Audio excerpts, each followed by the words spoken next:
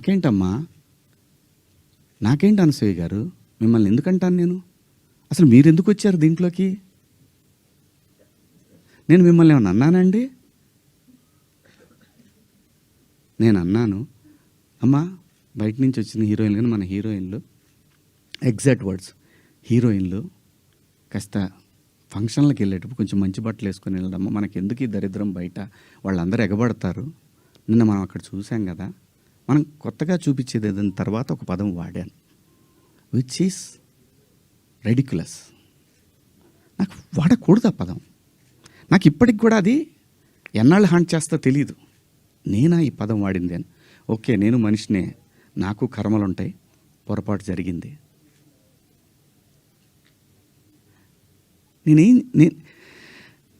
నా బాధ అంతా ఏంటంటే, నా వైఫ్ నా పిల్లలతోటి కరెక్ట్గా మాట్లాడలేకపోతున్నాను నేను. అది నా మిస్. వాళ్ళు నన్ను కన్సోల్ చేస్తున్నారు, వెళ్ళండి అని అంటున్నారు.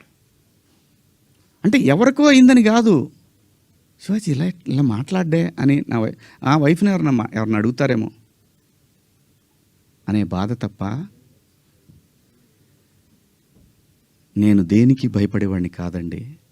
తప్పు చేసినప్పుడు క్షమాపణ చెప్పడానికి కూడా ఒక క్షణం కూడా మనలో మనం కూర్చొని ఒక మాట అడిగితే సింపుల్గా, అమ్మ నన్ను క్షమించండి, నా వల్ల ఈ 2 పదాలు దొరికినాయి అని చెప్పేదానికి దాన్ని చాలా దూరం సాగదీశారు. పర్వాలేదండి, మేము పట్టడానికి ఉన్నాం, పడతాం. సమాజంలో ఎప్పుడైనా సరే ఇలా జరిగినప్పుడు నేను మాట్లాడతానండి, నేను ఖచ్చితంగా మాట్లాడతానండి. నేను ఏ తండ్రి వదిలేస్తారండి పిల్లల్ని? ఇంకొక పదం, ఒకప్పుడు ఒక జర్నలిస్ట్ మేడం గారు స్వేచ్ఛ మగాడిచ్చాడా అనే అంటే ఇదే డివిజన్ తీసుకురావటానికి. నేను అన్న ఉద్దేశం ఏంటంటే, స్వేచ్ఛ ఎందుకు కోల్పోవాలంటే, ఒక ఇంటర్మీడియట్ చదివే పాప ఒక సెమీ బాడీ కనిపిస్తా స్లీవ్లెస్ వేసుకొని వెళ్తే ఆ పాప అబ్యూజ్కి గురైనప్పుడు ఆ తండ్రి అనుక్షణం వెంటుంటాడు. అప్పటిదాకా హాయిగా తిరిగిన పిల్ల వీళ్ళ ప్రేమలో, వీళ్ళ పొసెసివ్నెస్ వల్ల ఆ పాప తన ఫ్రీడమ్ని కోల్పోయినట్టు ఫీల్ అవుతుంది. అది దాని అర్థం. మీరందరూ పెద్దవాళ్ళమ్మా, ఎవరెవరైతే నన్ను దోషిగా సమాజం ముందు నిలబెట్టాలనుకున్నారో మీ అందరికీ వందనాలు. మీరు బాధపడ్డందుకు మీకు కూడా క్షమాపణలు. ఇది శివాజీ ఎందుకు, ఇంకా ఇంతకుముందు చాలా జరిగినాయి కదా, వాళ్ళని అడగరే? నేను చెప్పింది ఏంటి?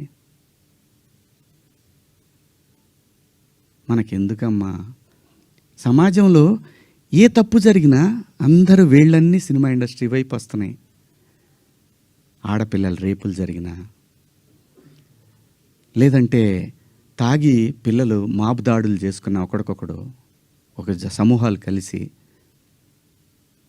ఆ సందర్భంలో మాట్లాడాలా లేదా? విత్ గుడ్ ఇంటెన్షన్ నేను మాట్లాడినా, నేను వాడిన పదాలు అన్పార్లమెంటరీ. ఆ 2 పదాలు. ఇంతకు మించి నేను ఏ తప్పు చేయలేదు. చేస్తే క్షమాపణ చెప్పడానికి వెనకాడను. నేను ఎదురుదాడికి కూడా వెళ్ళే మనిషిని కాదు. నా కోసం నా ఇంటెన్షన్ అర్థం చేసుకున్న వాళ్ళందరికీ కూడా థ్యాంక్ యూ సో మచ్.